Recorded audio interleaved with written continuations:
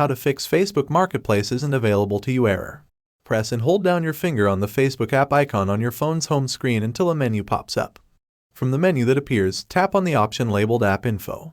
Inside the Facebook app settings, find and tap on the Storage Usage option.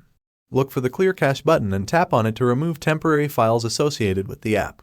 After clearing the cache, tap on the Clear Data button to reset the app settings and data. Go back to the app settings and tap on the option for permissions.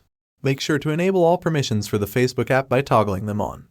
Open the Google Play Store on your device and search for Facebook. If there's an update available for the Facebook app, tap on the Update button to install it.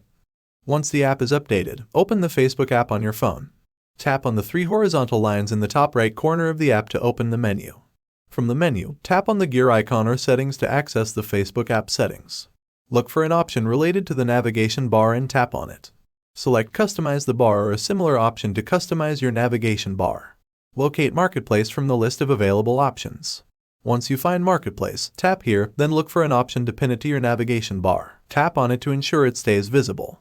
And that's it. You've successfully fixed the Isn't Available to You error on Facebook Marketplace. Thanks for tuning in. If you found this tutorial helpful, don't forget to give it a thumbs up and subscribe for more tech tips. If you have any questions or other topics you'd like to see covered, let me know in the comments below. Until next time, happy Facebooking.